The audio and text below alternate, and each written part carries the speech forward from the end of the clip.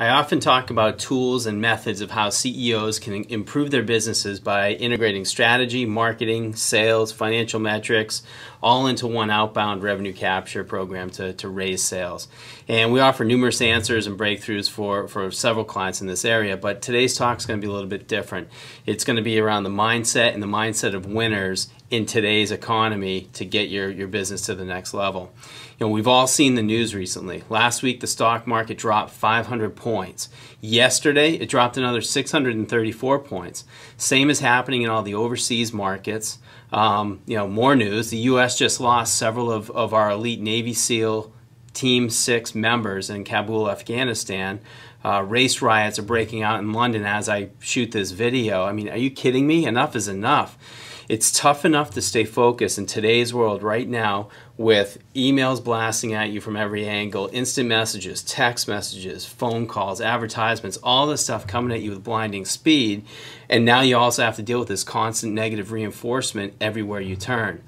So the time is right now to take control of how you personally react to the seemingly endless stream of bad news. And it's time to actually be the inspiration you're looking for, to actually be the inspiration you're looking for right now.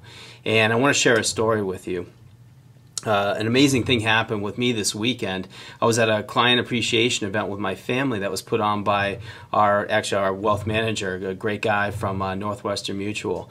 And halfway through this day, a woman came up to me that I didn't immediately recognize, and she walked up to me and my wife and said that it was great to see me again, and asked how I was doing, and said it was great to see the family.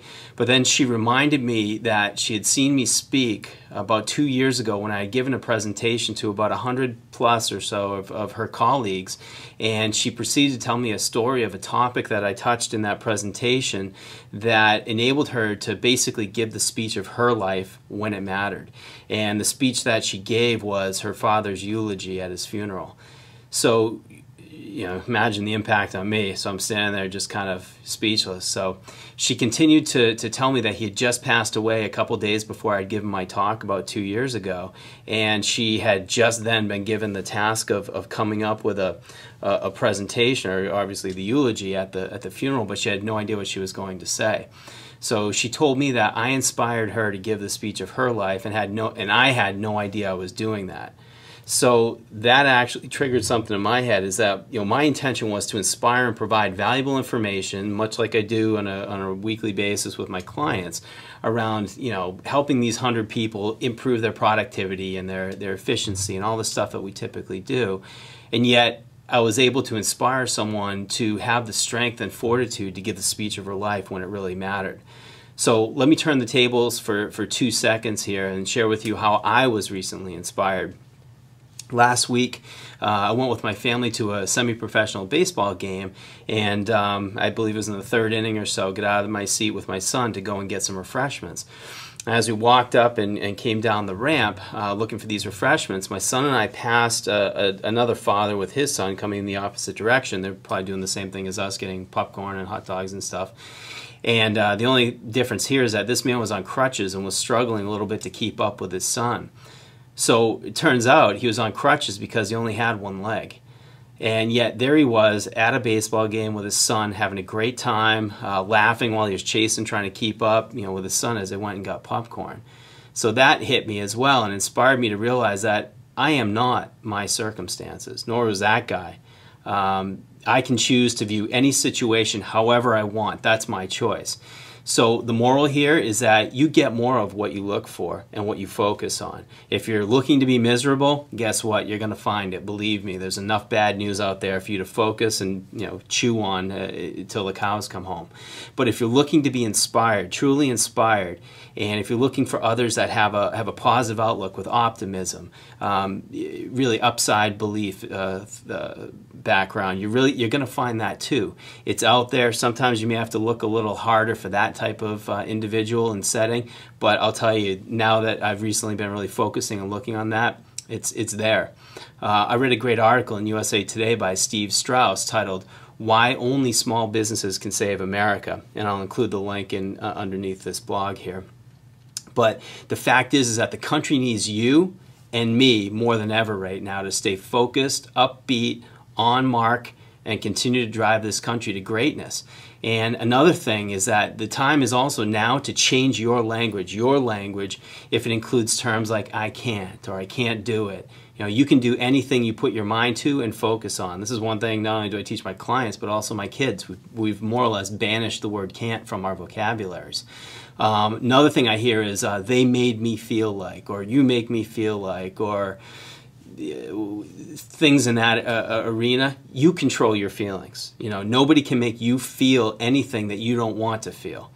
So you got to remember that you're not a victim no matter what. More negative speak I hear is, you know, the economy is the reason I can't succeed. Well, I'll tell you what, if you're waiting for the economy to turn around before you take action to build your business and to drive it north, chances are you may not be here next year to actually, you know, witness what's happening. So the time to take action is right now. Stay positive and upbeat. So the question you need to ask yourself is, how would I behave in this situation at my best? What do I need to do to be my best in this situation right now? And then another thing to think about is and this is now present for me, is who do you have to be in every situation to inspire others? You know, believe me, when you least expect it, someone's going to walk up to you at a company outing like happened to me this weekend. But people are looking to you specifically, for inspiration, even if they're not telling you. So one thing I've learned is that in order to inspire others, you must first be inspired. So today's the day I make my personal stand to no longer tolerate mediocrity, and I'm personally looking to surround myself with clients, with prospects, with friends and colleagues that have that same mindset, and I'm hoping that you're on board as well. So we need to come together and create a legacy for our children, our families, and doing it by providing as much value as possible to everyone we come in contact with, because you never know when it's going to come back to you and pay you in spades. We got to be our best every single day.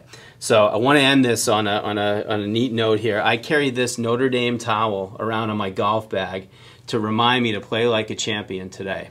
So I'm officially yanking this off my golf bag and hanging it on my office to remind me of today's important message, and that's, you know, be your best, right? So hopefully I've given you something to think about that inspires you to go out and be your best, especially right now. You know, news isn't so great out there. Be positive, but always add value, and people are going to come back to you. We're counting on you. I'm counting on you. The country's counting on all of us. And you know what? Go out and play like a champion today.